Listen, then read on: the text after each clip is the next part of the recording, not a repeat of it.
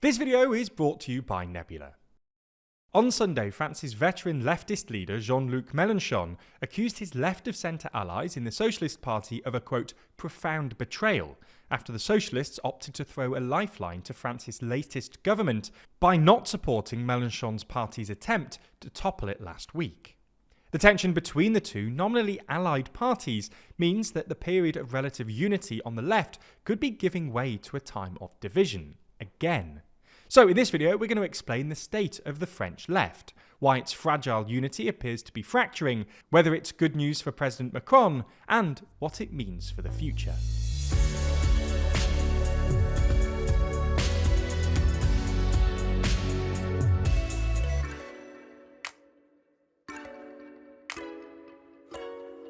Explore which world leaders are winning and which are losing every week with our new podcast, The World Leader Leaderboard. Find it over on the TLDR Podcast YouTube channel or in your favourite podcast app. The Socialist Party was for decades the main left-of-centre force in France, but this came crashing down by 2017, when the term of unpopular President François Hollande ended.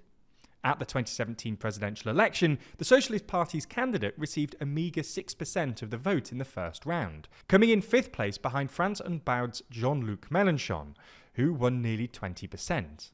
Any hope that this was just a one-off disaster for the Socialists evaporated at the next election in 2022, when the party's candidate came 10th in the first round, scoring just 1.75%.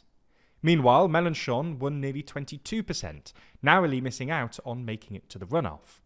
So you get the idea. During this period, Mélenchon and his far-left France Unbowed were establishing themselves as the new party of the left, at the expense of the collapsing Socialists, who were also being squeezed from the other side by Macron's centrist alliance.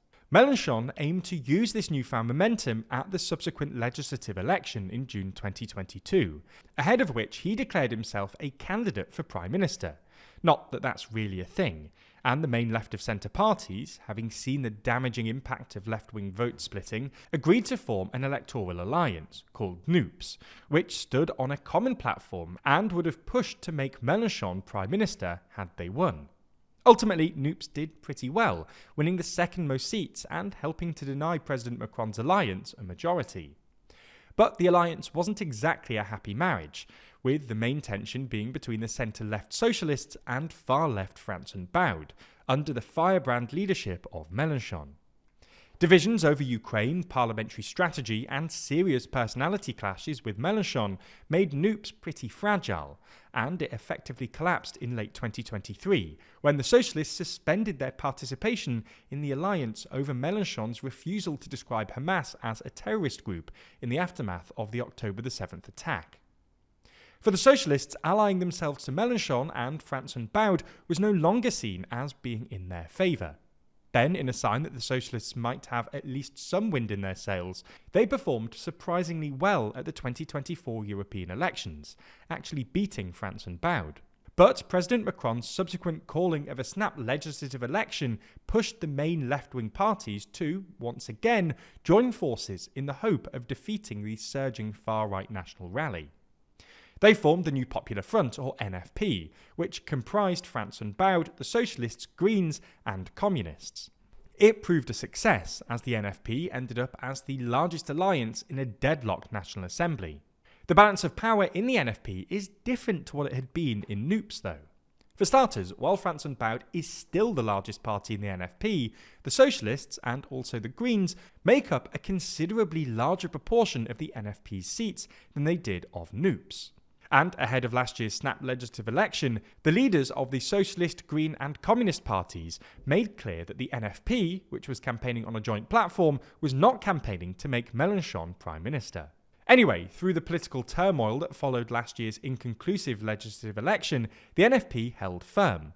The parties eventually agreed on a person to endorse as Prime Minister, which Macron promptly rejected, and the parties then stood united in opposing the appointment of Michel Barnier as Prime Minister, voting unsuccessfully to topple him in October, and then successfully in December. It was after this point that the NFP started to fracture. Macron appointed François Bayrou Prime Minister last month, and as expected, Mélenchon vowed to table a motion of no confidence in January. After some negotiations, Socialist leader Olivier Faure announced that his party would not support Mélenchon's motion, as Bayrou had made a number of concessions, including reopening talks on the unpopular 2023 pension reform, dropping plans to axe 4,000 teachers, and scrapping a cut in state medical reimbursements. Faure made very clear that the decision did not represent long-term support for the government, and that the party could vote to oust the Prime Minister at any time. But it's nevertheless a lifeline for Bayrou, who, if he can maintain tacit socialist support, can go forward knowing his fate does not hinge solely on Marine Le Pen's National Rally, which also opted not to support the no-confidence motion, saying it would give Bayrou a chance to govern before assessing whether it would seek to topple him. As we mentioned at the start, the Socialists' decision not to back Mélenchon's motion has created a rift within the fragile NFP, with Mélenchon denouncing the, quote, profound betrayal of the Socialists, which he no longer considers a partner.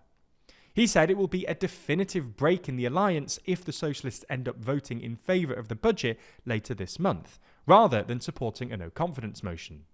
But this might not worry the Socialists too much though, as it effectively plays into their attempt to put some distance between themselves and the contentious Mélenchon, and the Socialists may well have concluded that it's more beneficial to be seen as a party that, or at least tries to, cautiously work with the government to solve the ongoing political crisis, rather than one that can be seen as prolonging it by trying to immediately topple any new government. But they need to be careful to avoid a total fracturing of the left, as many expect fresh legislative elections to be held later this year. There are a number of points to make as we wrap up. First, Prime Minister Bayrou, and by extension President Macron, can take a sigh of relief, as they have earned a brief reprieve, but the government is by no means in the clear. Both the Socialists and National Rally have made clear they could vote to topple Bayrou at any point, with the late January or early February budgetary vote likely to be the next key date. He can afford to lose the tacit support of either party, but not both. Second, the current machinations on the left can be seen within the context of the upcoming 2027 presidential election. With Macron unable to run again, it's a wide-open election, and clearly the more centrist wing of the Socialists view it as their best chance in years to reclaim their mantle as the party of the left from France unbowed.